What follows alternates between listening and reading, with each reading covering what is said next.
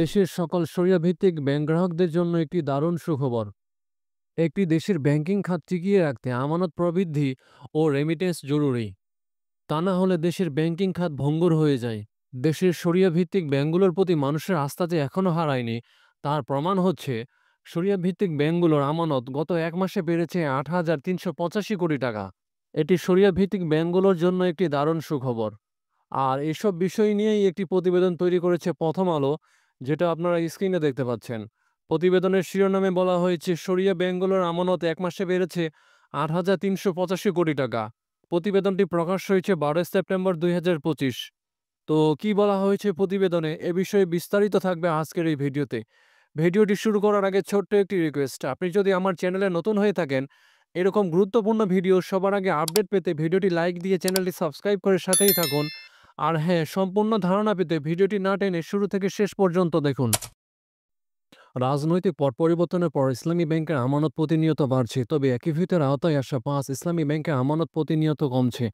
এরপরও সামগ্রিকভাবে শরিয়া ভিত্তিক ১০ ব্যাংকের আমানত এক মাসে বেড়েছে ৮,৩৮৫ কোটি টাকা। ইসলামী ধারার ব্যাংকগুলো আর্থিক চিত্র নিয়ে বাংলাদেশ ব্যাংকের প্রকাশিত প্রতিবেদনে এমন তথ্য পাওয়া গেছে।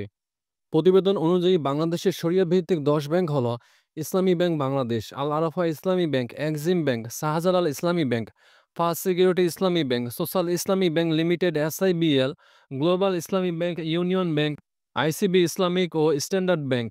গত সরকারের মেয়াদে শাহজালাল ইসলামী ও স্ট্যান্ডার্ড ব্যাংক ছাড়া সব কটিতে আর্থিক অনিয়মের ঘটনা ঘটে। এর মধ্যে ৫টি ব্যাংক একই ভিতের আওতায় এসেছে, আর ঘুরে দাঁড়াতে চেষ্টা করছে ইসলামী ব্যাংক ও আল আরাফা ইসলামী ব্যাংক। জানা গেছে ইসলামী ১০ ব্যাংকে আমানত চলতি বছরের মে মাসের তুলনায় জুন মাসে ২.১৮% বেড়েছে। মে মাস শেষে এই ব্যাংকগুলোর মোট আমানত ছিল ৩,৮৪,৬৯৪ টাকা, যা জুন শেষে বেড়ে দাঁড়িয়েছে ৩,৯৩,০৭৯ কোটি টাকায়। অর্থাৎ এক মাসে আমানত বেড়েছে ৮,৩৮৫ কোটি টাকা। মাসভিত্তিক আমানতে প্রবৃদ্ধি হলেও ইসলামী ব্যাংকগুলোর গত এক বছরে আমানত কমেছে। গত বছরের জুনের তুলনায় চলতি বছরের জুন শেষে শরিয়া ভিত্তিক ব্যাংকগুলোর মোট আমানত ১.২৫% কমেছে।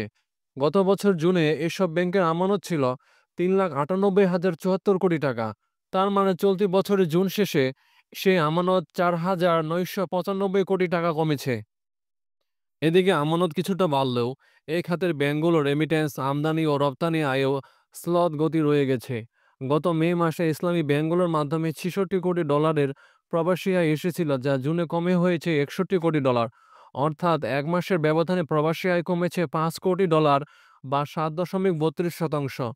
মে মাসে ব্যাংকগুলো আমদানি বিল পরিশোধ হয়েছিল ১১১ কোটি ডলার, যা জুনে ৮৮ কোটি ডলারে নেমে এসেছে।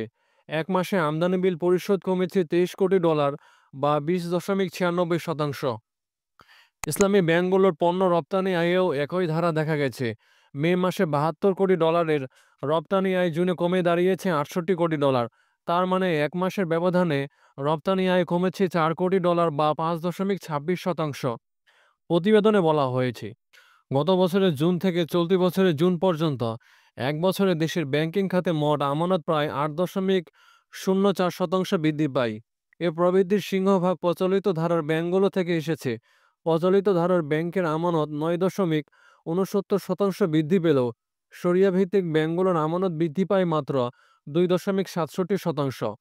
ফলে আমানতের বাজারে শরিয়া ভিত্তিক ব্যাংকগুলোর হিস্সা ২০২৪ সালের জুনে ২৩.৫৪% থাকলেও চলতি বছরের জুন শেষে কমে হয়েছে ২২.৩৭%। অন্যদিকে প্রথাগত ব্যাংকগুলোর হিস্সা এ সময়ে বেড়েছে।